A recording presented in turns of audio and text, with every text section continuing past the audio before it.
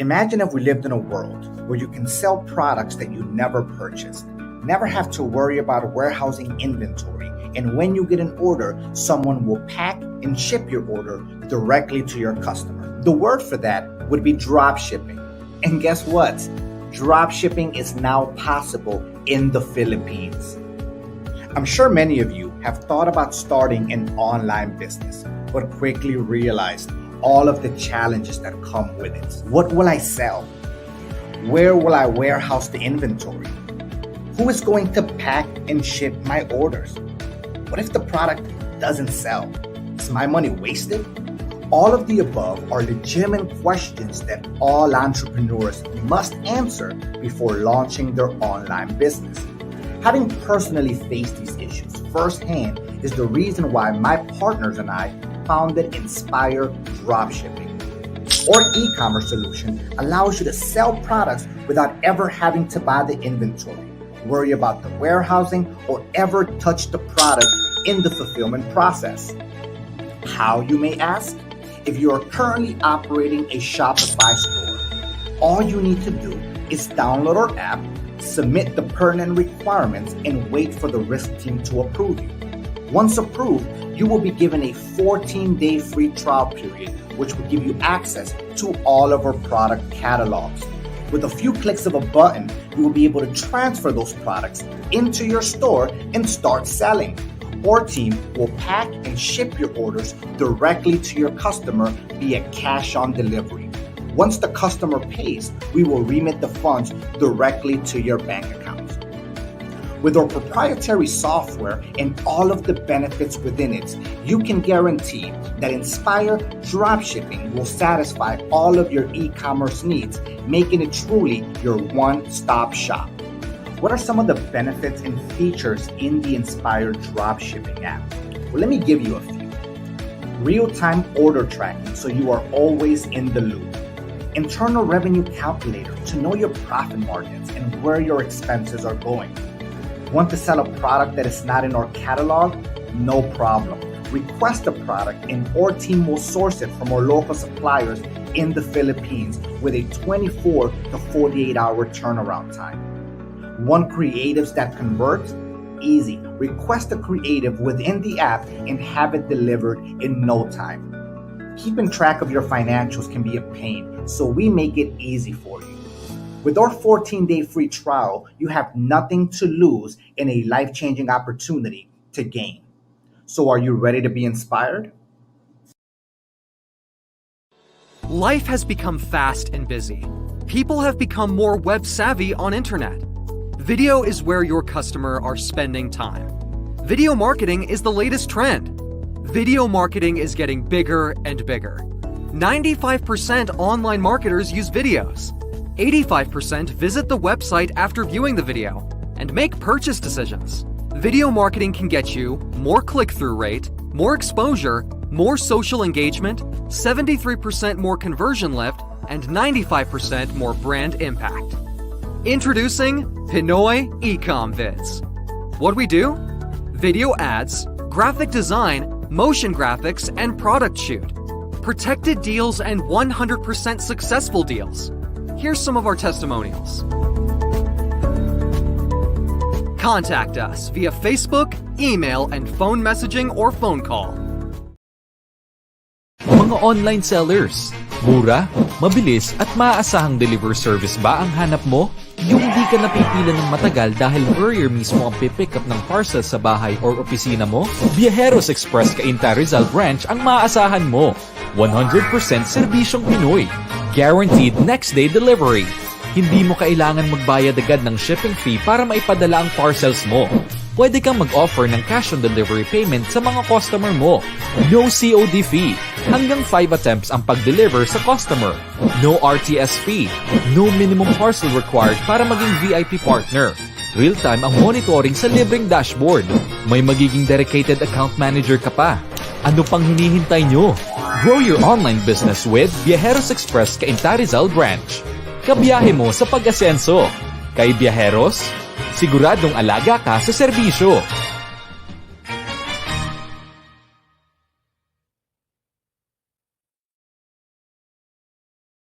Do you want to build a personal brand online? PC Master Camp is for you. PC Master Camp is the accelerator of the next big personal brands. It is the most interactive and transformative 3-day virtual camp you'll ever attend in the Philippines. You will be equipped with the clarity, direction, and foundation for creating a unique, effective, and profitable personal. Mga online sellers,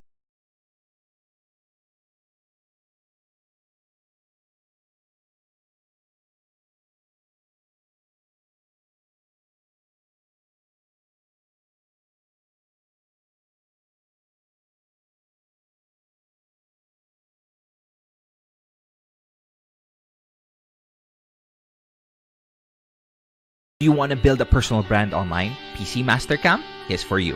PC Master Camp is the accelerator of the next big personal brands. It is the most interactive and transformative 3-day virtual camp you'll ever attend in the Philippines. You will be equipped with the clarity, direction, and foundation for creating a unique, effective, and profitable personal brand. Discover your strengths and learn how to leverage them. Obtain the technical skills and knowledge to maintain and grow your brand. You will do all of this with close guidance, support, and accountability from the community. Learn from the coaches that specialize in different areas of brand building such as strengths mastery, brand identity, brand growth, graphic design, video creation, and writing. So Passionate Creators is actually a community of purpose-driven and remarkably supportive individuals. Pursuing what you love and reaching for the stars will be the new normal once you're surrounded with brand builders and thought leaders. It's your turn to transform your passion into a living. Transform your plan into action. And make your message go viral. In PC Master Camp, Passions will be made real. Together with RTD Vlogging Academies, Real Talk Darbs. this is where it starts. PC Master Camp is for you. Enroll now. See you in PC Master Camp.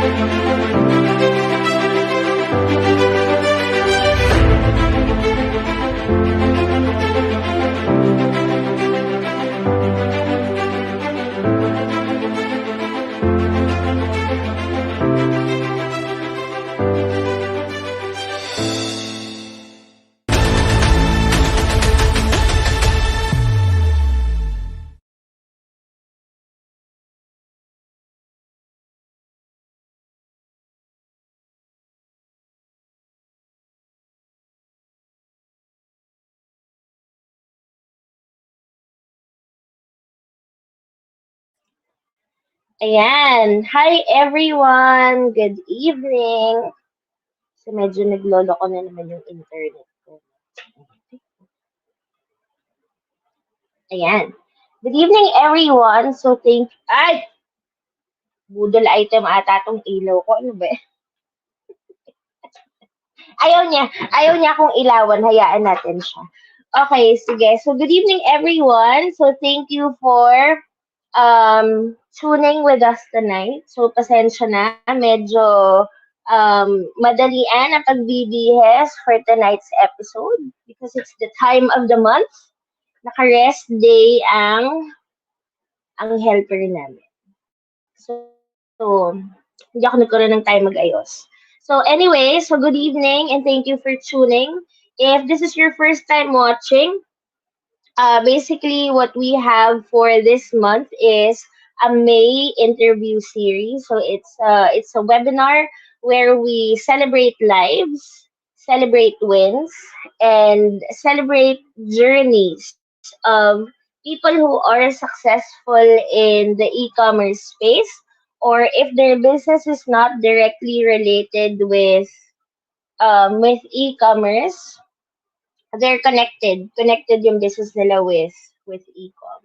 So this is our nawala yung banner ko. This is our 20th episode, and our guest for tonight is our 22nd guest. Because we had 2 episodes na dalawa yung guest natin. So our guest for tonight is known for using Bilis Benta as her dropshipping platform in Lazada. She also conducts trainings from time to time, together with, of course, the CEO and founder of Bilis Benta, Chester C., and Pamela and RJ Kaluwag. Basically, she has this 6-digit dropshipping game plan in Bilis Benta. So our guest yesterday, Ruby, is doing organic sales in Lazada and Shopee. So another Lazada, our guest for tonight is another Lazada star. So good evening, Sheena. How are you tonight? Hi, good evening. Ayan, good evening. Thank you so much for gracing us with Hello? your tonight. Ay, naririnig mo ako? Yes. Ayan. So thank you for gracing us with your time tonight. And at the same time, thank you for giving us the opportunity to getting to know you at a more personal level. Because I'm pretty sure that, especially for those Bilis Benta users, especially for those who are in the Bilis Benta group, so flash lakas na ba? So guys, this is the official group, FB group of Bilis Benta. So that's Dropshipping Ecom Philippines. And dito nagla-live si Sheena from time to time. So you can actually follow her in this group. And at the same time, if you're interested in trying out or using Bilis Benta for dropshipping, if you have a Lazada store or if you do not have a Lazada store, you can actually follow Sheena here, and you can also follow Bilis Benta in this group. So my very first question for you, Sheena, tonight is, who was Shen before you became a business owner? Actually, I work as a finance head and accounting Hmm. manager of a construction company. So ngayon kasi, I asked to resign from that job, but I was given the chance to work pa rin, pero as consultant na lang of that Mm. company. And then, kung parang personal naman, I was actually just the supportive girlfriend of my now husband. Kasi siya yung nag-start talaga ng Lazada business namin. Mm. Yes. So paano kanya na push na mag-Lazada din? Actually, ang nangyari kasi is, nagulat na lang ako, parang may dala na siyang stocks. Tapos ibebenta na pala niya. So, nagulat din ako nung time na yun. Parang, ano ba to, 2018 nangyari. So, anong nangyari nun, tinulungan ko na lang siya gumawa ng labels for the products. Kasi Mm. parang in a way, parang rebranding yung um, business namin sa Lazada. So, yun, ako yung gumawa ng labels for the products. So, at the same time, since ako yung may time kasi, nung time, ako yung may mas maraming time kasi parang mag-isa lang ako sa office nung way back 2018. So, ako yung nag-aral ng Lazada University. Tapos, ako nag-upload ng products namin and all, yun. So, tapos hanggang sa, nagustuhan ko na lang din. Parang, alam mo yung parang na-in-love ka na lang din sa ginagawa mo habang Right. ginagawa mo siya. So, yun. Kaya parang, ngayon, parang meron na kami sarili-sarili naming ginagawa. So, ngayon, meron siyang dine-develop na new brand then sa Lazada. Then, ako naman, yung project ko is yung bilis benta dropshipping. So, are you now, full-time seller ka na lang or nagko-consultant ka pa din dun sa accounting firm? Sa construction firm, consultant pa rin ako right now. Pero hindi na siya parang physically demanding yung job. So, parang minsan once to twice a month na lang ako parang kailangan pumunta ng office. Tapos si Hobby, full-time, full-time. business din? Pero nung nag-start siya sa Lazada before, nung 2018, hindi pa. Employed din siya. BPO siya, employed. I see. So, paano ka naman napasok sa bilis benta? Nakita ko lang siya sa Facebook eh. I think if parang kilala niyo si Miss Trixie, I think siya ata yung nag-post about it. Yan. So, yun, nakita ko lang Trixie yung post. Tagorda. Yes. Nakita ko yung post niya about bilis benta dropshipping. So, before kasi bilis benta, nakapag-try na rin ako last year ng Dropify. So, and then, parang December lang din, 2020, doon ko naman nalaman yung about kay bilis benta. So, parang, I think, December 18, nag-launch si bilis benta. Tapos, naging dropshipper ako December 29. Parang ganon. Parang sobrang fresh pa lang nung nalaman ko siya. Kumbaga, nung bagong-bago pa si bilis benta, doon mo siya na-try. So, given that, when you started Lazada, it was not dropshipping. Kumbaga, parang sabi mo nga, di ba, si Hobby umuwi, may dalang stocks, tapos nagre-rebrand kayo. So, anong difference nung way of selling mo in Lazada before where you had stocks compared to now that you're dropshipping, that you don't necessarily need to invest on inventory anymore, since you're a dropshipper. So, ano yung difference? Actually, this is what I love about dropshipping, no?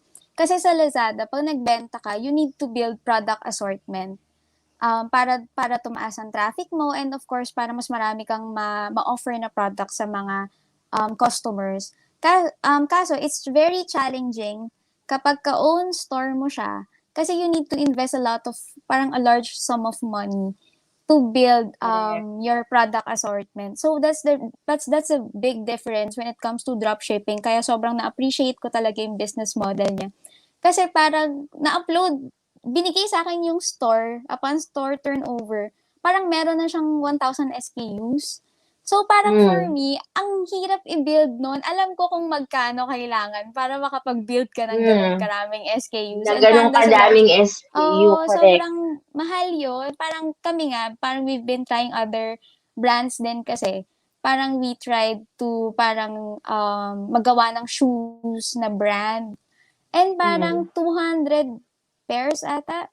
parang abot na 100K, parang gano'n. So parang sa dropshipping, yun yung nawawala, yung kailangan mong mag-invest ng sobrang laking sum of money sa simula. And then other than that 'no, siyempre ramdam namin yung 'pag nagbabalot kami 'pag big campaign like 'pag 11/11, sobrang pagod and puyat talaga ta's kailangan mo siyempreng may tao pang tutulong sa inyo 'pag magbabalot na. So Right. yun din, yun yung wala dito sa part ng dropshipping din. Kasi nga sila na yung nagbabalot din nung product. So parang na-experience namin siya nung birthday sale ni Lazada nito lang March 27. Sobrang nagulat kami, parang ang sarap pala sa feeling na makikita mo yung sales mo na gano'n kalaki, pero Right. wala kang binabalot. Parang gano'n, parang nakita mo na lang siya na-deliver na siya tapos pumasok na lang sa'yo yung pera. So yun actually yung pinaka na-appreciate ko dito sa dropshipping. Basically parang it's the product assortment that you get with parang very minimal fee na ilalabas mo. Pero of course, parang syempre it Correct. comes with hard work talaga. Pero yun yung Right. pinaka na-appreciate ko sa kanya. Yes, that's really I mean that's good for you to share, and that's good that you experience it na from someone who used to purchase stocks, have the stocks at home, and then you pack the parcel yourself whenever there's an order and you hand it over to the courier, compared to doing drop shipping. One, you don't need to invest on any inventory at all. Hindi na o-occupy ng stocks yung space mo sa bahay. If you have orders, yun nga, sabi mo, like, kunyari, like, Lazada sale, or even, say, for example, talagang madami yung sales for the day, you don't need to worry about packing. You don't need to worry about handing over the orders to the courier. Kumbaga, the only thing that you really need to do is your marketing. Correct? Yes, true. The marketing, and just wait for the remittance to True. come in, diba? And the advantage, I mean, for those watching, guys, if you don't know the difference between local and international dropshipping, so international dropshipping is your target market are other countries, not the Philippines. So one huge difference of local meaning Philippine market versus international dropshipping is, well, one similar thing is, of course, you don't need to stock inventory. So whatever products you see in AliExpress, kasi yun naman usually yung, I mean, 99%, I would say. I may be wrong, but 99% that's utilized for international dropshipping is products that can be seen in AliExpress. Yes, you still don't need to invest on inventory. You don't need to buy the products. Sorry, you don't need to invest on inventory. Whatever you see in AliExpress, you can post in your website. Advantage though is, of course, since your market is international, hindi naman tayo nagpapakash on delivery dahil hindi uso sa kanila yon. So clients will, or customers, or sorry, buyers would pay the order upfront. So yun yung advantage. Now with AliExpress, you need to purchase. So pag may order ka from your buyer, babayaran ka ni buyer. Pag mag-order ka ngayon kay AliExpress, babayaran mo yung order kay AliExpress supplier. Tapos si AliExpress supplier ang magpapadala ng parcel mo sa customer mo. So technically, you only pay for the product upfront upon order. Pero sabi ko nga, nabayaran na ni buyer yung order, so walang problema. So technically, meron kang fund to pay for the item. Now for local naman, since we offer cash on delivery, so regardless if you're drop shipping through say like ojMD, I'm pretty sure it's the same for both Dropify and Bilis Benta. So for Dropify and Bilis Benta, you only pay for subscription. So you pay a subscription per category. As what Sheena mentioned, the store will be built for you. and there's already SKU. So what we mean by SKUs is parang products. May products na nakalagay doon sa store. So, kumbaga, you choose what categories you want, and then the products, and this is for Dropify and Bilis Benta, ha. You choose the category you want, and then the SKUs will be inside the store already without having to buy the inventory or the stock. So, walang minimum yan, ha. Walang mga MOQ yan. You're only paying for the subscription to the category that you want. Second, so what you need to do now is market. Of course, you can offer cash on delivery since that's the number one payment method that we offer here. When an order is there, you don't need to pay for the product upfront. Bilis Benta or Dropify will immediately process the order for you, and then whatever fees are inclusive in that order, say the cost of goods, which is the price of the product, the shipping fee, and if in case they charge fulfillment fee or other fees, that will be deducted from the selling price, and then they will rebate to you whatever is left. So, kumbaga parang wala ka talagang, ang pinaka-cash out mo or ang pinaka-upfront payment mo lang is just the subscription fee to the category. And of course, second is your whatever you spend on your ads. So, yun na yung pinaka-investment nyo with dropshipping with Lazada. Especially with Bilis Benta and with Dropify. So basically ang daming hassle na mawawala, which is one, buying the inventory. Ano bang pinaka downside pag bumibili tayo ng inventory? One, we're not 100% sure if the product will sell. Diba? Ako na-experience when I started before we had our dropshipping service. Of course, I had my own online store. Na-experience ko yung mag-invest on products. I even yung kaisa-isang experience ko na mag-import was the worst experience ever. It took me 2 weeks. Parang magde-December, so November, sabi ko, ano bang magandang laro or a game for kids? So, wala pa yung product na yon dito that time. And it took me 2 weeks to decide if I wanted to buy it or not. So, finally, I bought it. Second challenge was, kasi di ba usually they say, if mag-i-import ka, don't go over 2,000 pesos. Nakalimutan ko na tuloy. Parang don't go over $200 ba? Parang $200 ata. If you parang medyo kalawang na po yung memory ko, no? Pero i-correct nyo na lang ako mali ako. Basta parang don't go over this certain amount. If I'm not mistaken, it's $200. If you go above that, charge kang masyadong mataas ng custom tax or custom duties. So, the product that I bought was more than that. But the supplier declared na it was just within the limit.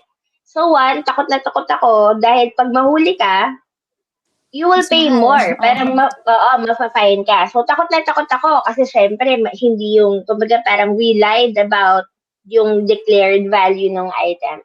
So in all fairness, dumating naman siyang matiwasay, hindi naman nahuli. Okay naman. Pero diba, I don't recommend that. I'm just saying that I'm just being honest na rin nila. But don't do that. So, okay naman, matiwasay dumating. The problem is, the following day, yung item na in-import ko, nasa Divisoria na. And mas mura. Mas mura pa siya. Sa Divisoria compared to how much I bought it. Diba? So, masakit na experience. Second, hindi ko siya mabenta-benta. For some reason, walang bumibili when I run ads. And, of course, when you have the stocks, kahit nasusunugan ka na ng pera, kahit natatalo ka na, nilalaban mo siya ng nilalaban kasi nakapaggastos ka na eh. Diba?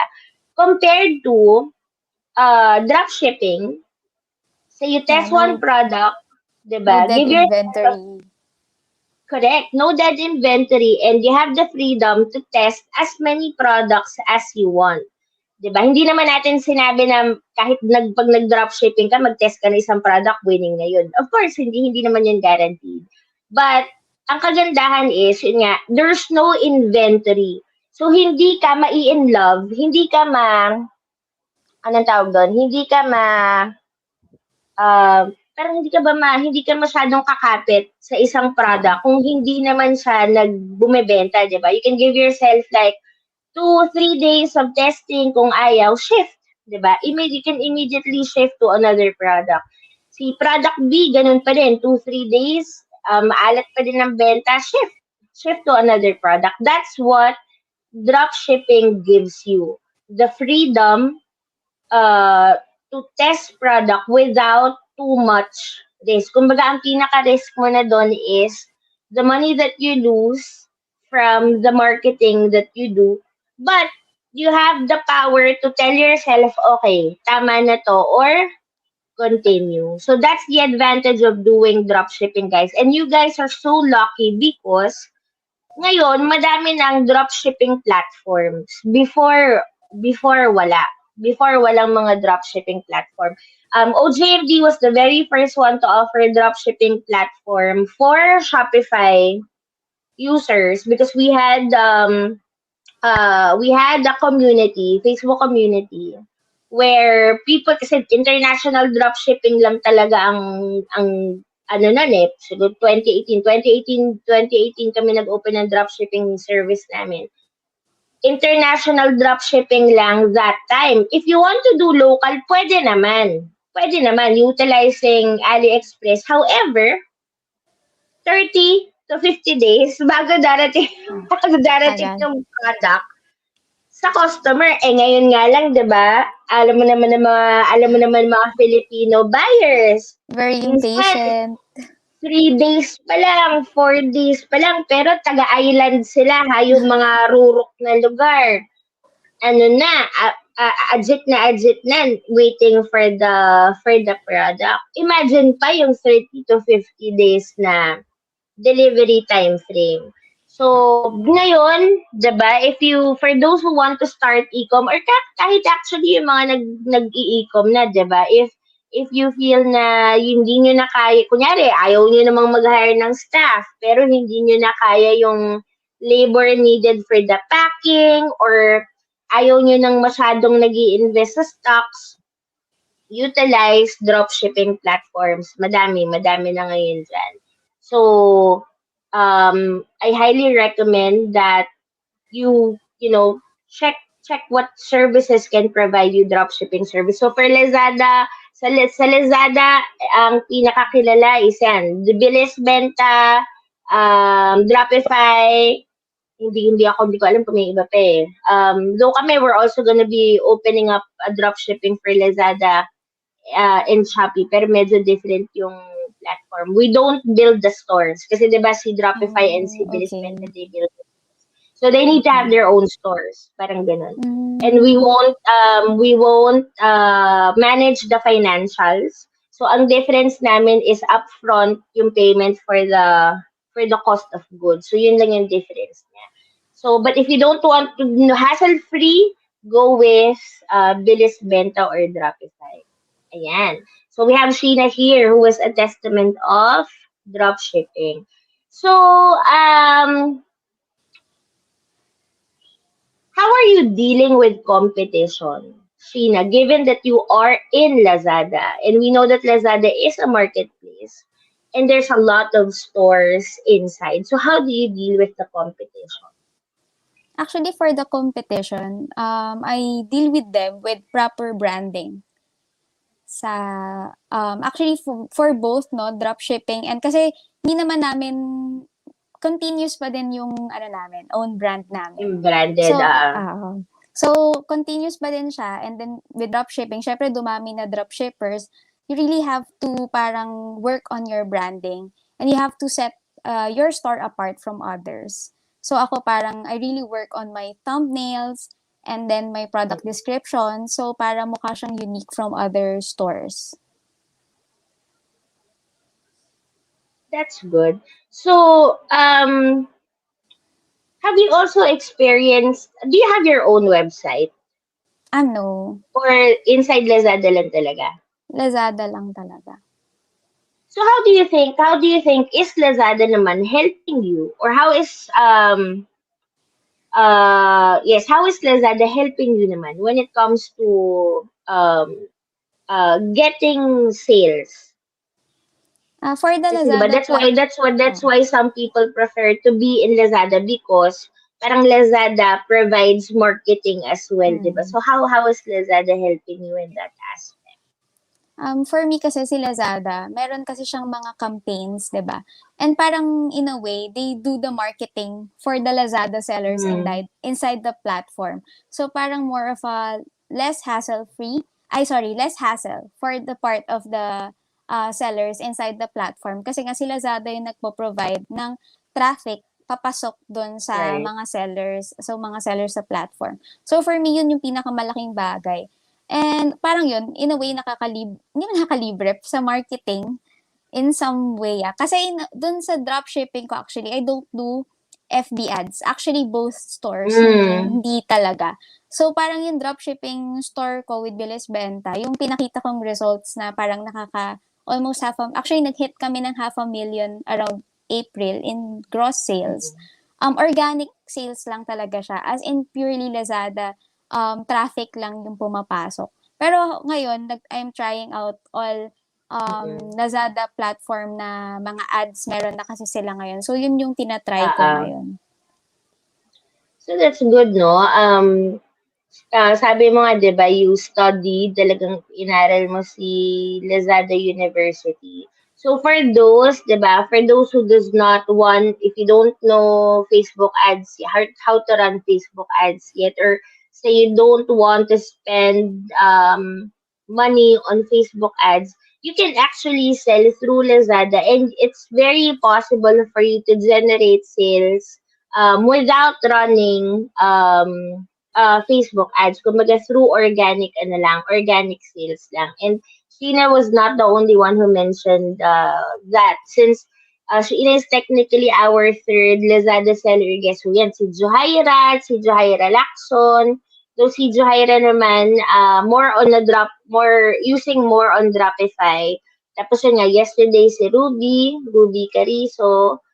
Though she has her own brand, but she's a micro seller and she has a corporate account. And then we have Sheena. So it's really, kumbaga parang these three women are testaments na it is possible to generate sales if you have Lazada stores through organic marketing. Kailangan nyo lang po siyang aralin. So that's very possible.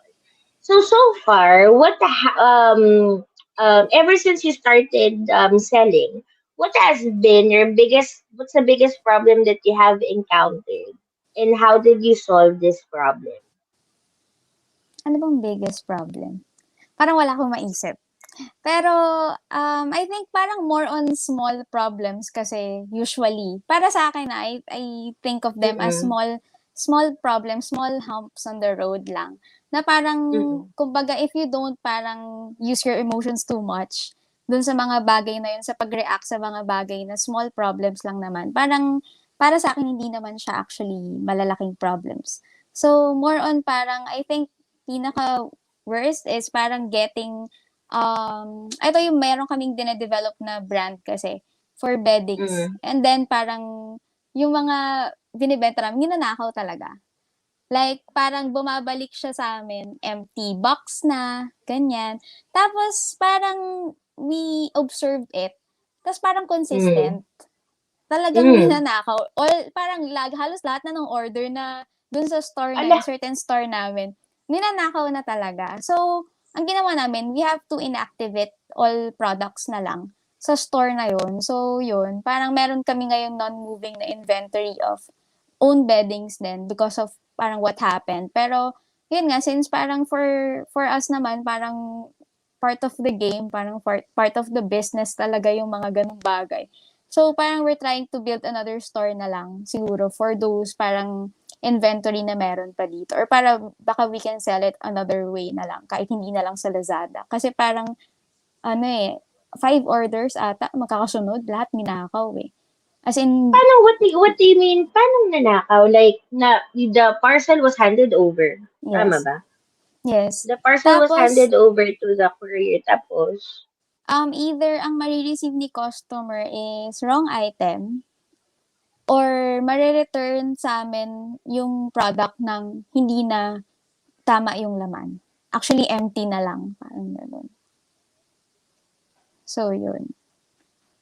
I think that was the biggest problem. pero itong branded nyo, is this through Lazada also? Or parang separate, separate entity na you just hand it over to a courier? Lazada din siya. So, parang hindi ko din talaga ma-pinpoint what's the problem. Pero na-report yun. Yes, ni-report naman, pero hindi na rin namin actually hinabol eh. So, parang basically inoff na lang namin muna yung store. So, planning pa kami kung anong next step namin. Pero kasi nga, medyo na-busy kami dito sa dropshipping and dun sa other brands. Kasi sobrang dami namin ginagawa ni Hubby ngayon. So, bakit kaya nananakaw? Sobrang ganda ba nung, mahal ba? Mahal ba siya? Yung item? Hindi nga eh. Hindi nga eh. Parang, sobrang simple beddings lang nito. Kaya? So, baka yun baka favorite joke. Baka favorite ni courier yung color. Hindi ko na sure kasi nga madaming beses nangyari. So, hinayaan na lang namin. Weird. So, it's kinda weird, no? Baka mahilig, sabi mo, blanket ba? Sabi mo, tama ba? Bedding. Baka mahilig sa bedding. Canadian beddings na, I think, kasi bumili kami nito nung sobrang hype yun. Tapos, hindi namin siya biglang nagawa kasi nga kinasal kasi kami ni Hubby. So, parang iba yung focus namin. So, naiwan to sa amin yung mga inventory ng hindi namin siya na-upload agad sa store, ganyan. So, yun, parang recently lang namin siya naasikaso. Tapos, yun, nanakaw pa. So, nag-stop muna kami. In-stop muna namin siya. Very weird, but funny in a way. So, guys, mag-ingat pag beddings. baka manakawan din kayo. Is there any other mistakes that you have made along the way? Yes. Actually, parang madami. Hindi, feeling ko yung mga masyado kasi kaming aggressive. So, kapag meron na kaming parang certain amount of money, parang gusto namin mag-invest ulit on another business venture na parang we actually didn't equip ourselves too much, parang ganon, before entering that business venture. So, yeah, marami kaming, in a way, nalugi talaga. Like, hindi talaga nakabalik yung ginastos namin. Actually, tinry namin si Shopify, pero hindi nag-work sa amin. I think mali din yung products na tinry namin kasi we were trying to build a niche store. So, it would cost really too much, di ba, to build a niche store on Shopify. Then, mag-ads pa and all. So, hindi namin kinaya yung part na yun. And then, we also tried international then. So, we were supposed to parang sell on Amazon. Pero, parang may hindrance agad. Hindi kami ma-approve dun sa platform na yon. So, parang we had to stop muna kasi parang masyado nang malaki yung losses. Tapos wala pa siyang pumapasok. So, we had to stop din muna with the Amazon platform. So, hindi muna namin siya din tunuloy. Pero these things naman, parang hindi naman siya completely parang stop na. So, parang for us, parang eventually, parang pinark lang namin siya na eventually we'll get back to it. If parang meron na ulit kaming like resources to do it again, and also pagka medyo mas equipped na kami, kasi nga medyo ngayon ang busy din, parang more on napafocus kami ngayon sa dropshipping and own stores namin. So eventually parang we'll get back to those businesses din naman. Right. And you know what I actually what I would recommend as well is, kasi like us, like me and my ex-partner before, I think one of the biggest I don't consider it as a mistake naman. Kasi di ba sometimes minsan we're very innovative eh. Na kumbaga parang we were doing something, naging okay siya, tapos we were immediately hyped by, okay, let's do this other thing. Parang ganon. So that's something that we did before, na parang from one entity, biglang, okay, let's build this other one. Tapos, okay, let's build this other one. Let's build, alam mo yun, sobrang masyado kang madaming binibuild. In a way, it's good. However, hindi mo naaalagaan. It's two things eh. It's either hindi ka makapag 100% focus dun sa bago. Kasi hindi pa ganun ka-stable yung mga dati. Or, hindi mo, kumbaga para ang mangyayari, magwiwigil ngayon yung dati kasi yung focus mo masyado na nandoon sa bago. So, what I would recommend is, i-stabilize nyo muna. Like kayo, meron kayong dalawa, di ba? You have dropshipping, tapos you have your own brand. So, I would recommend na talagang pa-stabilize nyo muna both. Kasi technically, dalawa na yung ginagawa niya. Though, ang kagandahan lang din kay dropshipping talaga is, kumbaga, not too much effort, diba? It's just really more on the marketing piece. Of course, the effort should be more on the branding one in itself. But, kumbaga, parang i-ano niya lang muna siya, pa-stabilize niyo muna pareho. Yung pag talagang medyo seamless na siya, seamless na yung processes on both, then that's the time that you can, kasi Amazon is a completely different entity. Kumbaga parang Lazada din yan eh, 'di ba? Pero international siya. So kumbaga parang yung mga kilala ko ngang nag-Amazon, matindihang pag-aaral talaga ang ginagawa. So kumbaga parang si Shopify naman, ako naman kasi usually like even for our sellers or kunyari sa mga website package buyers namin, they would always ask, what's the best niche to start with? And what I always say is, I don't recommend a niche on the onset. Kumbaga, I would always recommend a general store in the beginning. And then through that general store, dun mo makikita or malalaman kung anong niche ka ba malakas. Or, you can do some research and check ano ba yung mga niche na malakas for that time. Pero kasi minsan ang problem, well, so far what I noticed, minsan may mga tao na sadyang may mga niche na malakas sila. Parang, there are times, say for example, beauty products, malakas ka. Biglang gusto mo mag-try ng home improvement items. Hirap na hirap kang i-market, hirap na hirap kang ibenta. Pero sa iba malakas sa iba malakas. Pero basta magbebenta ka naman, pero tatry mo babalik ka na naman ulit sa beauty niche mo.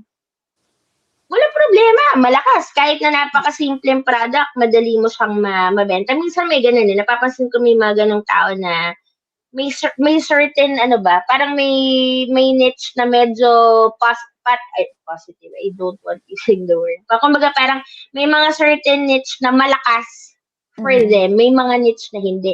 You know what's ironic? Minsan yung mga lalaki, mas effective sa kanila ang beauty products na ibenta. Minsan kahit kami sa mga dropshippers namin, karamihan nagbebenta ng mga women product, mga lalaki. Pero pag itatry nila biglang, sige parang sabihin nila, try ko naman kung magganito, kanya try sila. Kahit yung mga panglalaki, minsan car accessories or bike accessories, hindi nila, nabibenta man, pero sobrang hina. Pero pag beauty product or women product yung binibenta nila, sobrang lakas. So yun naman yung na parang for Shopify naman, if you're a starter, don't immediately start with a niche. Always go with a general niche first. With a general store first. Tapos from there, dun ka magpili ng ano yung niche na lalakas ka. Pero, yun nga, kumbaga parang, for now, siguro best that you focus on at least hati na nga kayo ni Javi, di ba? Ikaw sa dropshipping, siya sa branding. Palakasin nyo muna, pa-stable nyo muna bago kayo bago nyo balikan yung si Amazon tsaka si Shopify. That's my best recommendation for you guys based on my own experience. How do you keep yourself motivated And what are the things that you keep doing to achieve your goals? Actually, it's very important no, na si hubby kasi parang kaming dalawa yung parang we keep each other in check. Parang siya yung accountability partner ko even pagdating sa business. So parang we keep keep each other in check kung parang parang pag tinatamad ako, parang siya yung nagre-remind sa akin na parang kailangan kong magtuloy sa ginagawa ko. So parang at the same time, it's very important din that we discuss our goals. Kasi kapag nga Right. wala talagang goals, parang ang hirap ng direksyon mo kung saan ka ba papunta eh. Parang ang feeling mo mapapagod ka ng hindi mo naman alam ano ba yung end goal nito. Kung ba't ako nagpapagod ng sarili ko ng ganito.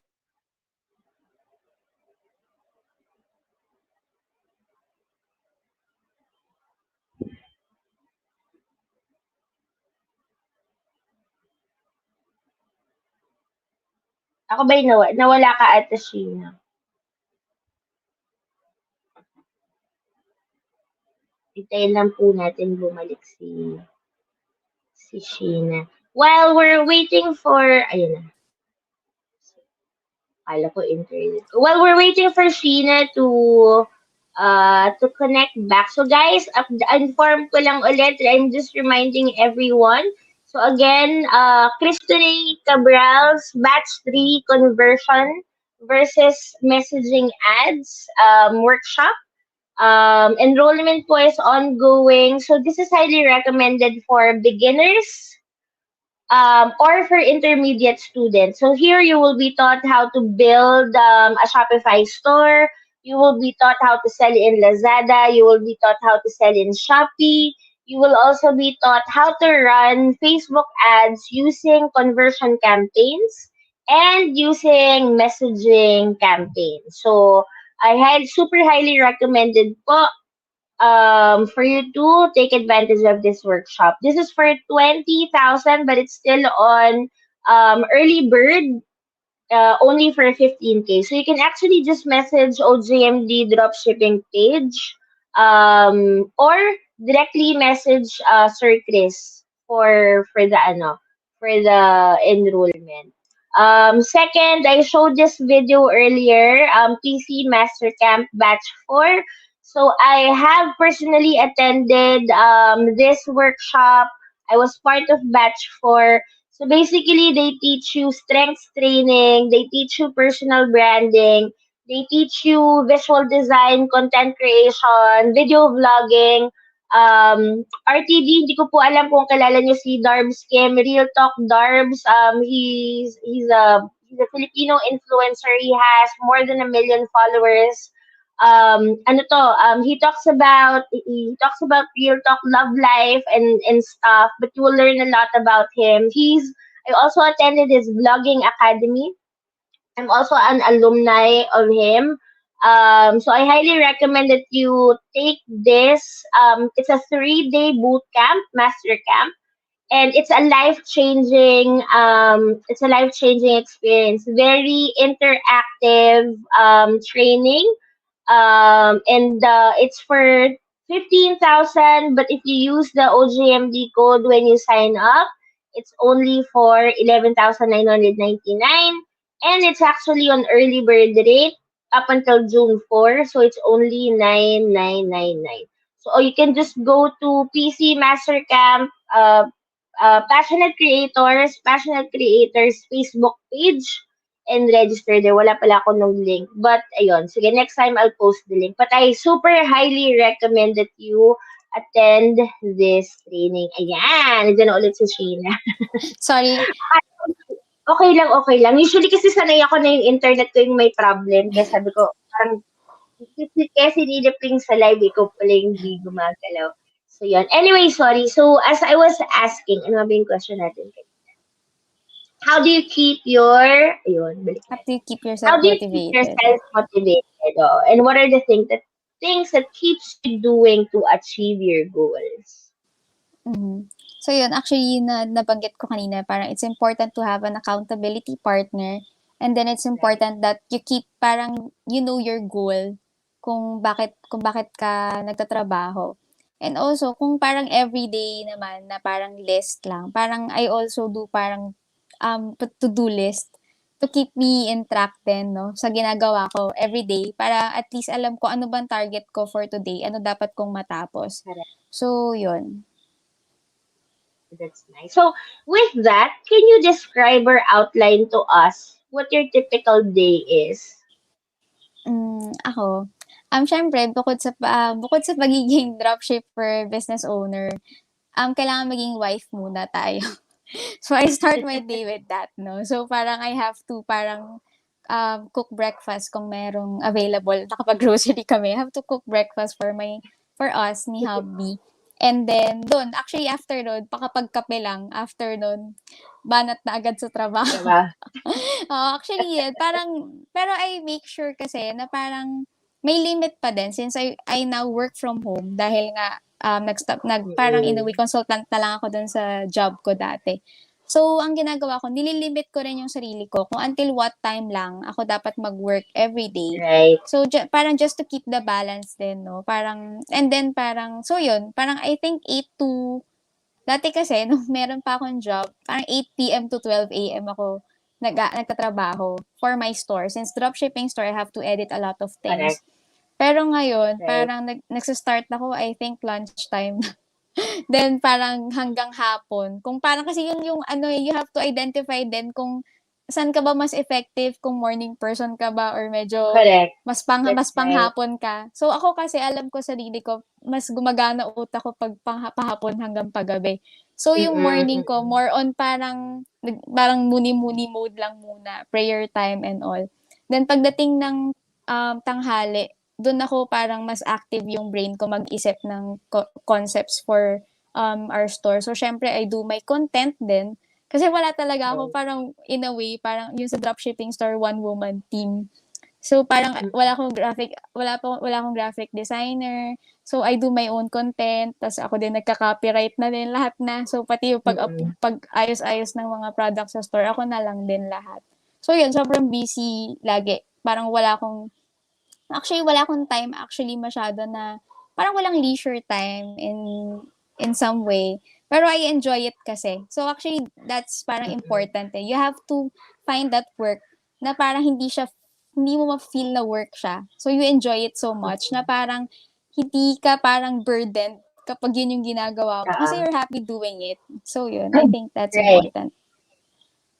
Yes, that's correct. And yung sabi mo nga kanina na you need to find what's the best time in the day that you're most productive, because parang that's one of the best things that I learned from one of my guests before, si Riza Lana ng lana.ph and link.ph. Kasi parang ako before, parang kasi ako, for 12 years, I worked in a BPO. So, kumbaga parang, ever since I started working, kumbaga talagang sanay na yung katawan ko na from gabi hanggang madaling araw, doon ako nakakapag-function ng maayos. But there are times na parang minsan iniisip ko na parang, why not try to come up with a routine na yung typical day ba, from morning up until evening, parang yung ideal. So, tapos siya yung nagsabi na parang, it actually doesn't matter. Sabi niya, it actually doesn't matter. What's most important is that you work on the best hours na you are most productive. If yung katawan mo if yung best productive hours mo is gabi hanggang madaling araw, then keep it doon. Keep it doon sa time frame na yon. Huwag mo siyang ipilit na just for the sake na meron kang regular, parang that you work on the regular hours. Pero it wouldn't work to your advantage kasi ang best productive hours mo is gabi hanggang madaling araw. However, kasi since medyo bago pa, di ba? Kumbaga, things are new for you, so one-woman team ka pa, di ba? Pero sabi mo nga, there's no leisure time. I don't recommend that. Because time will come, even if you love what you're doing, time will come, you will be burnt out. Because there's no, pero siguro sabi mo nga, meron kang parang prayer time, yung start of day mo na may prayer time. Pero iba din kasi yung meron kang leisure time. So, kung kakayanin naman, I mean, it's good. I admire you na you do the graphic design, you do the content writing, you do the copywriting. I wish ganyan din ako, no? Na kumbaga parang yung kaya bang lahat. I mean, usually ganyan naman eh, 'di ba? Like we do everything all on our own. Ang kagandahan naman kasi niyan is once you start delegating the task, you know how it should be done based on your preference. Pero if in case kunyari, kung kaya mo na naman mag-hire, kahit isang tao lang, to be able to help you, or at least help your, diba, technically, toka-toka naman kayo ni hubby. Kahit isa lang, start hiring with one person, mag-delegate ka lang ng task para hindi, alam mo yun, kahit kasi importante, kahit may konting time ka lang na for yourself ba? Kung kaya naman na mag-hire na. Kung hindi pa, okay lang na wag muna. Pero kung kaya naman.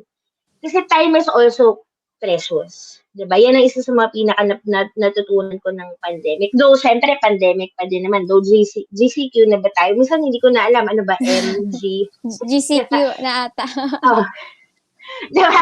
GCQ na naman tayo. I mean, GCQ na tayo. Though, hindi pa naman ata, pwedeng maglalabas. I mean, diba? Parang, ito rin na naman yung normal natin, diba? Parang minsan nga, pag nakakalabas, yun pa yung hindi normal na lumalabas ng bahay. Hindi katulad dati. Pero yun yung yun lang yung advice ko sa'yo na kung kaya mo nang mag-hire, kahit isa lang. Para lang, mabawasan yung task mo. Kasi minsan yan din yung if you have watched some of the past episodes, I think yung delegation is more of a problem of women. Napansin ko lang sa mga guests na babae. Sila yung medyo nahirapan mag-delegate ng task. Parang sila yung palaging nagsasabi na before ako lang ganyan, ayaw ko mag-hire kasi I mean even I experience the same thing na sometimes I feel kasi na since I know how to do it, I would prefer that I do it myself because I trust my work. Parang ganun. I trust my work na if I would delegate it to someone else, baka mamaya hindi naman niya magawa the way how I want it done. So I would rather do it myself kasi pag ako yung gumawa, no questions asked. Minsan kasi if other people would do it, there's a tendency na you would need to rework what they did. So, kaya minsan ayaw natin mag-delegate. Pero para, alam mo, funny, ngayon ko lang, I'm trying to recall all my guests.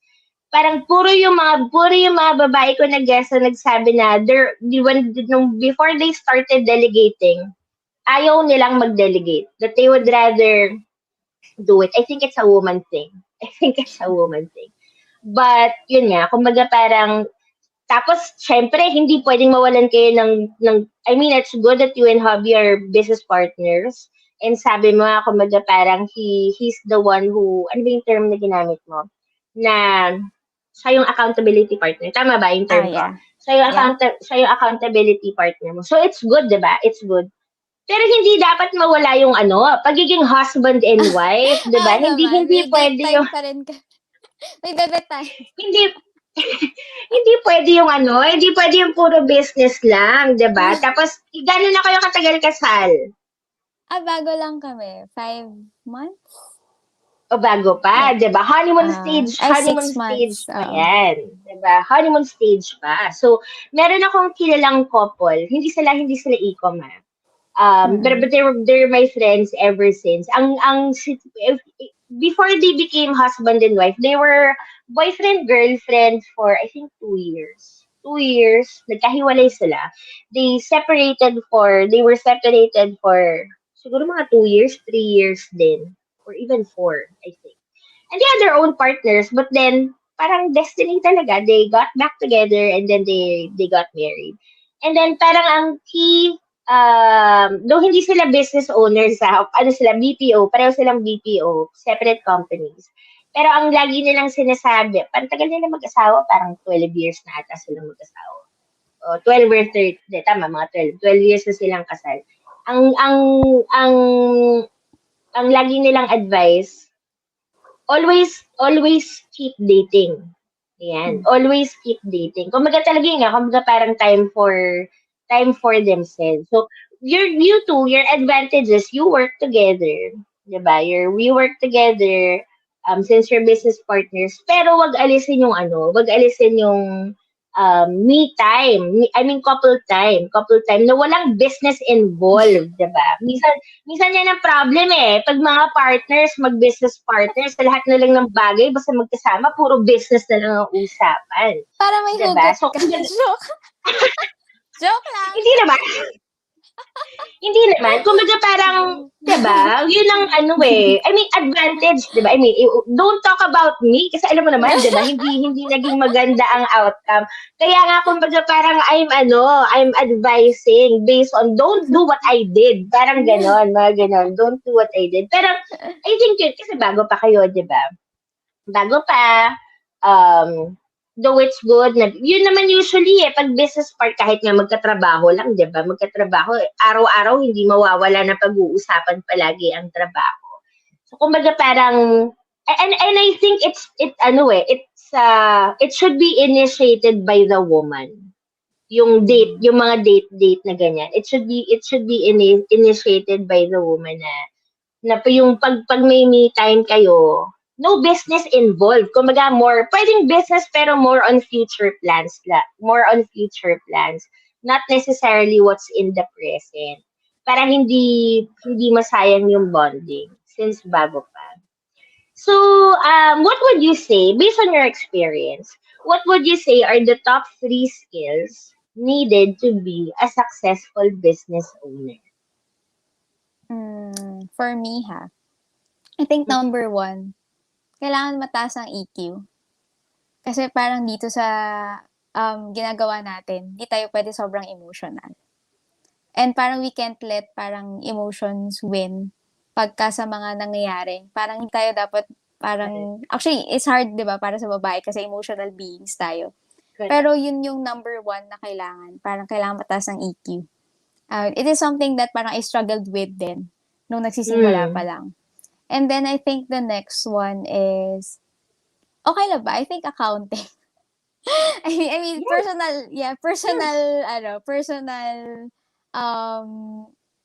personally, I think you need, an entrepreneur must know accounting skills. Kailangan talaga. Kasi parang dun pa din parang syempre we don't do business naman completely for the profit, but it's important that we have profit to make it sustainable, diba? So, I think that's it. And the next one, ano kaya? Wait lang Bukod sa EQ and accounting, I think,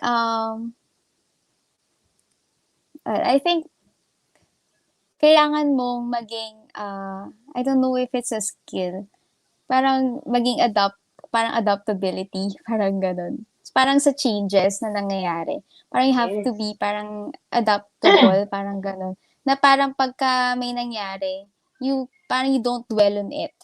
Parang you move forward agad. Pag may mga change din, kasi kung for example din sa Lazada, sobrang dami na nangyari. Parang sobrang ibang-iba na yung platform from nag-start kami 3 years ago. So parang if you don't know how to adapt to these changes, no, mahirap makasabay, especially pagka old seller ka and then parang yung mga bago, mas alam na nila yung mga bagay na yun ngayon. Pero parang ikaw parang isa ka sa mga dati pang seller, then parang inaaral mo pa lang siya ngayon. So parang you have to be parang you have to know how to adapt to changes then. I think that's it.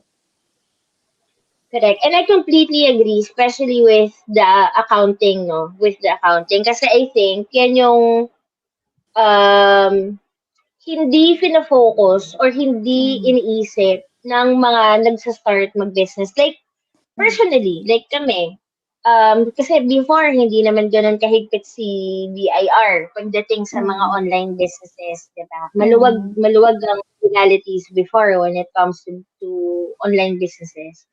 Pero nung nag-pandemic, naging strict. So ako before, I've been sharing this for a few episodes already, but I still want to focus on it. Na before, when people would ask me, kumikita ba yung company mo? Sabi ko, yes. And then if they would ask me for figures, wala akong maisip na figure.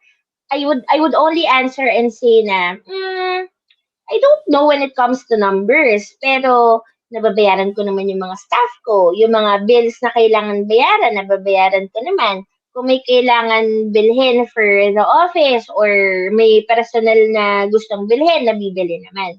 So, yun na yung basis ko ng kinikita ko. And then, so ito na, no? Time na nag-register na yun all. So, syempre, iba na. Dahil legalized na yung company mo, binabantayan mo na lahat ng cash in, cash out.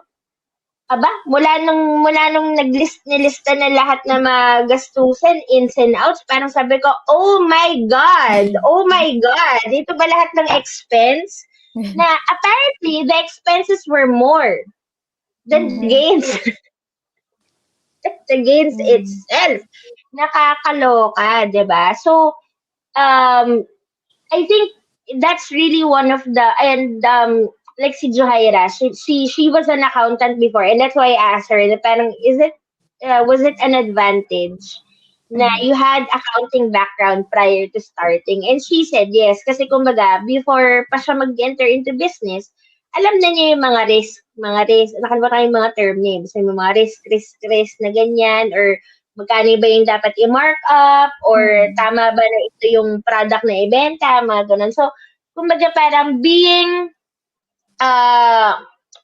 financially aware or having financial skills or knowing like okay, magkano yung i-risk na money, and then ano yung expected na sorry, hindi ako familiar sa mga terms and all, pero knowing finance, kahit as simple as, kunyari, kahit wala kayong accounting background, guys, as simple as really listing down money coming in, money coming out, para at least alam na mababalance nyo ba, and makikita nyo, okay, magkano na yung nagiging expenses and magkano yung pumapasok na money, and for you to be able to identify, is it worth continuing, or baka naman masyadong maliit yung nagiging expenses, na masyado nyo naman tinitipid yung sarili nyo, pero kumbaga parang malaki naman yung gains, kumbaga parang so that there would be balance.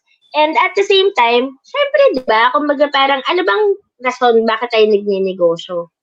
Di ba? Of course, we want to earn.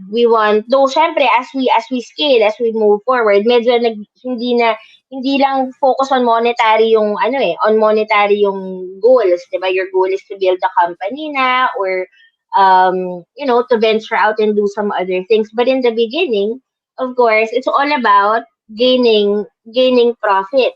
Pero kung hindi nyo babantayan yung finances nyo, baka para na kayong charity institution, di ba? Biglang parang wala na kayong kinikita. So, finances is really, really important. I think yun ang mga isa talaga sa mga bagay na not kumbaga, hindi naman necessarily aralin, but look at the cash in and cash out always in a granular perspective. Ganun, maging stricto kayo pagdating sa finances nyo. Kasi in the long run, it'll just benefit you. Kasi minsan, like, if hindi nyo siya babantayan, akala nyo kumikita kayo. But apparently, hindi pala, nalulugi pala kayo. Lalo na, di ba, sa e-com, bulto yung pagpasok ng pera eh.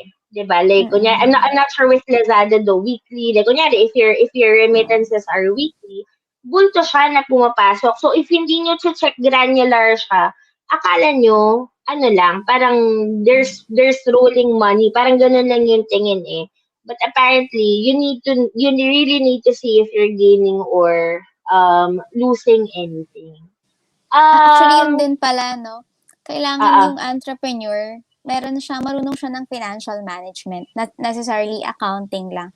So, para yung pera, kasi diba parang profit supposedly, parang 80% goes back to the business. So, pag walang financial management, ang daming entrepreneurs, actually, ang dami naming kakilala din, no? Na parang ang nangyayari kasi, they treat the business money as their personal money, which is very wrong. Kailangan kasi dapat magkahiwalay yan. So actually kami ni husband, ang ginagawa namin is the sahod method.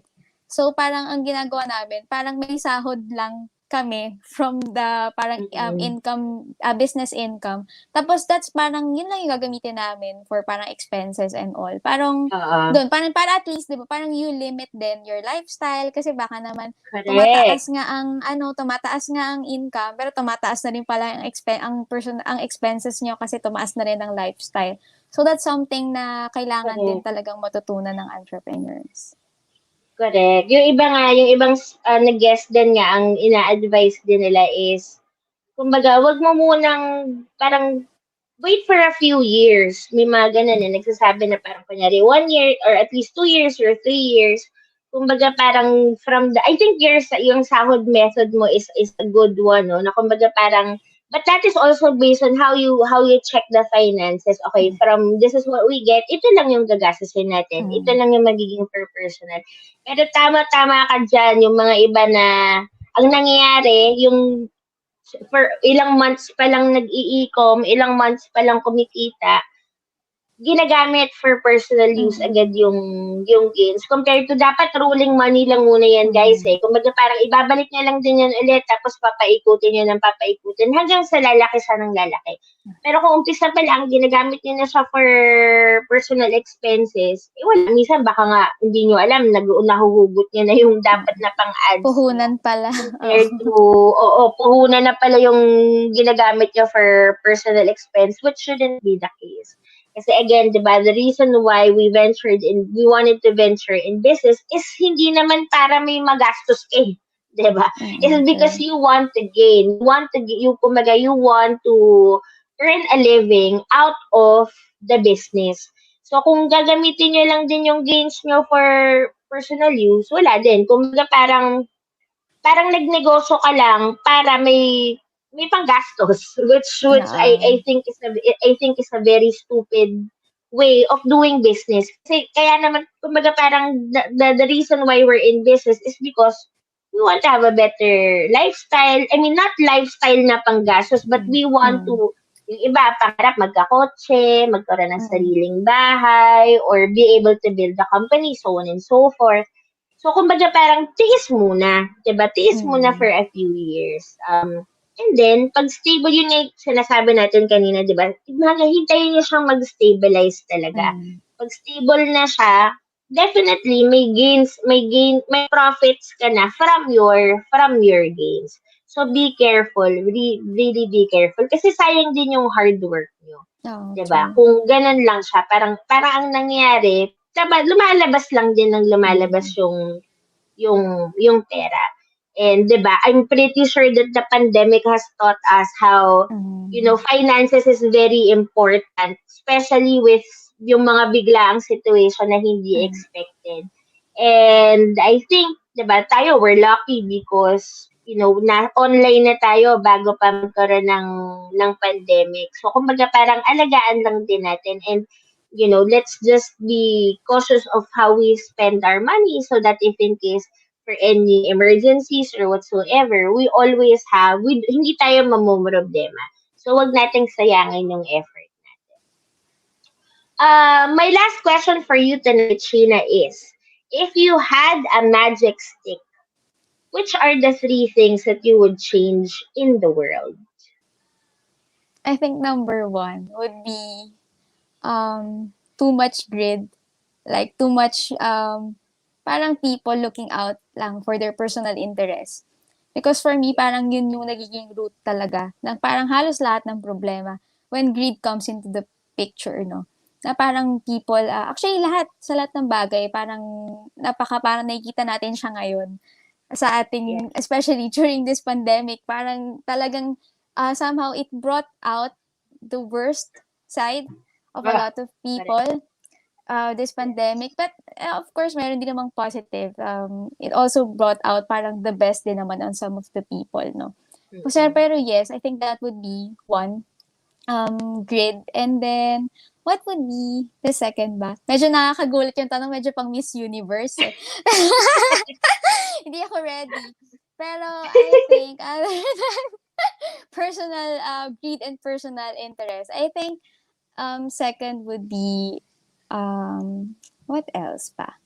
Poverty, yes. Medyo very pang Miss Universe na talaga. Pero I think yes, parang if I had the power, 'di ba, to do it, parang that would be parang number one na goal ko din. Actually, the reason why I'm doing parang the coaching din naman on the parang dropshipping because parang hindi naman tayo parang hindi naman parang if you had the power, of course you want to be the equalizer of things, no? Pero if parang kung ano lang yung kaya kong gawin for now. So that's why I'm doing the coaching.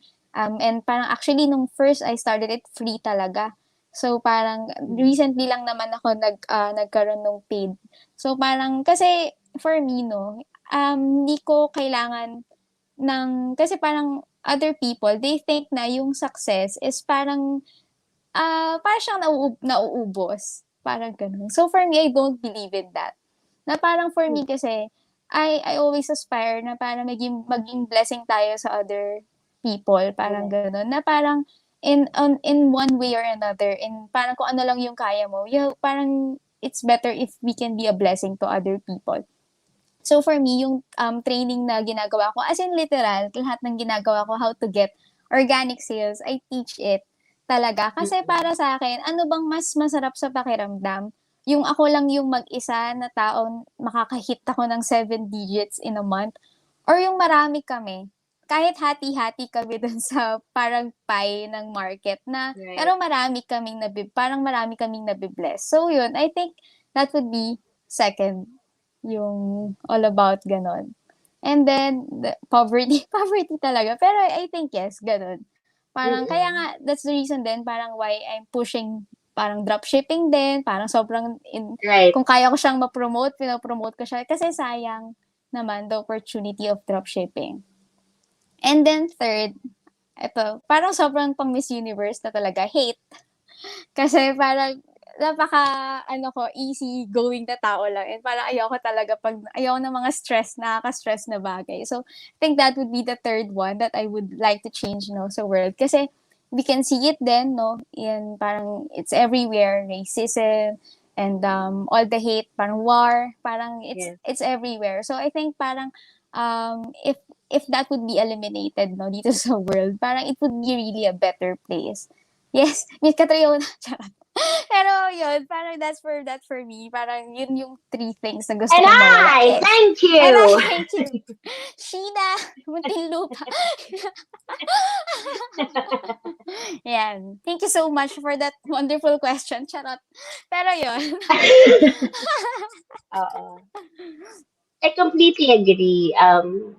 Kumbaga parang, tama yung sabi mo, no? Kumbaga parang the pandemic brought the best and the worst out of people. I think it's because of being in 4 corners of your house almost 24/7, diba? Unlike before kasi ang daming, kumbaga parang people had other things to do. But ever since the pandemic kasi, kumbaga parang nakatutok na lang sa social media or not, alam mo yun, kumbaga parang nag-iba talagang, actually, ang daming binago talaga ng pandemic. So, kumbaga parang, I completely agree na, kumbaga parang, as simple as social media nga, di ba? Minsan magbasa ka ng comments na parang people became too judgmental of everything.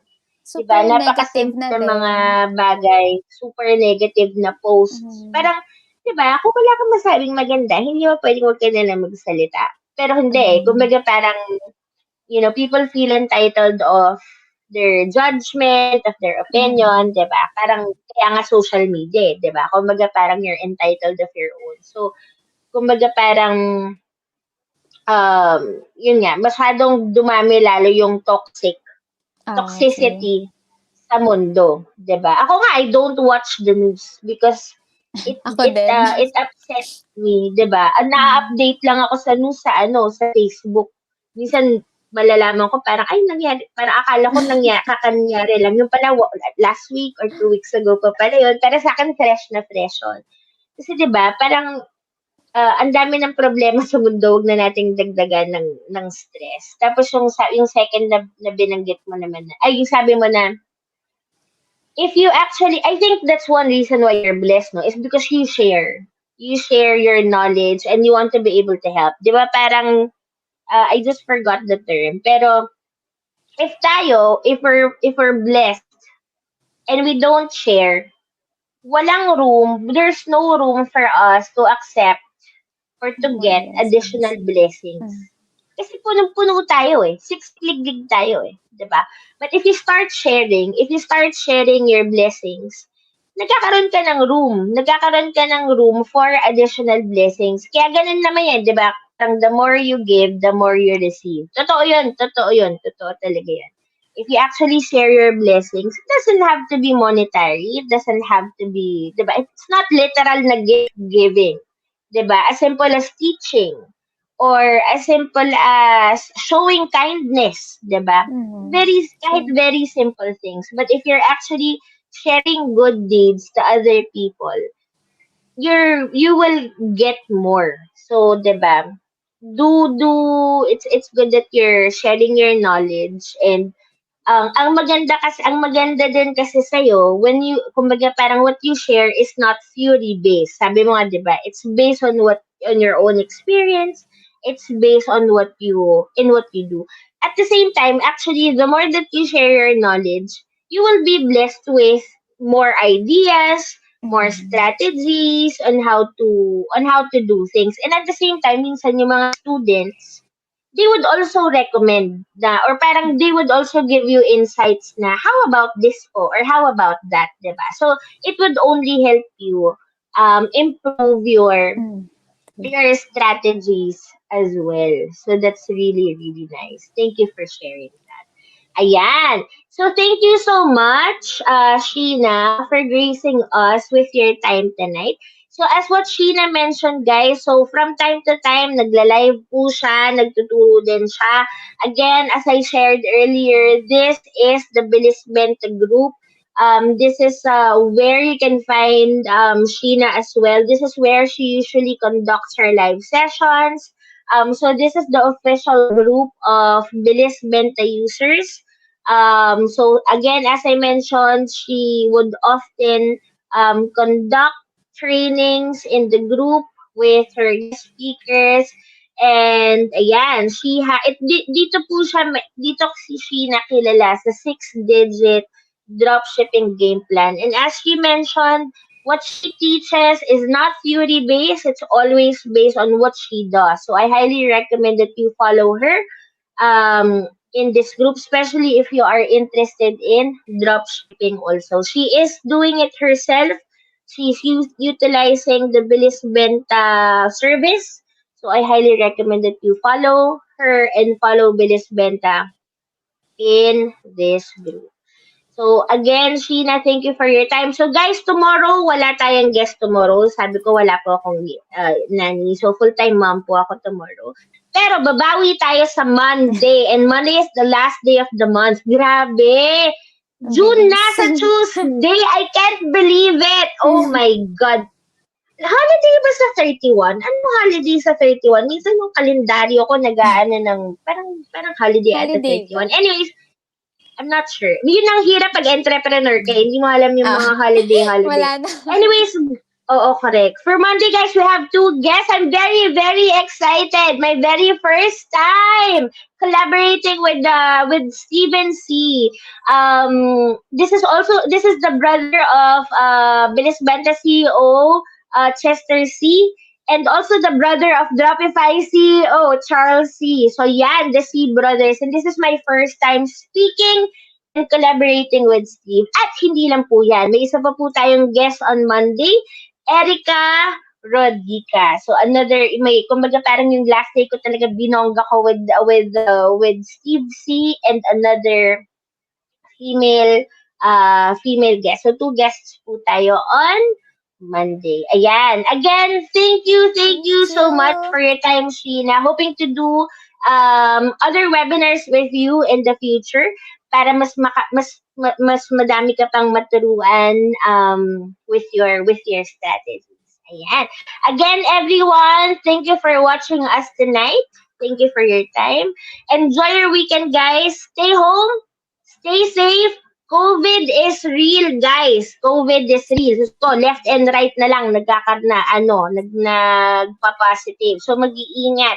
Kung pwedeng wala namang gawin, wag na lang lumabas. Stay at home or get yourself vaccinated. Stay at home, guys. COVID is real. Enjoy the rest of the evening and enjoy your weekend, guys. Have a blessed Sunday. Enjoy the rest of the evening. Goodbye, everyone. Goodbye, Sheena. Thank you again. Bye. Enjoy Thank the rest of the you. evening. Bye, everyone.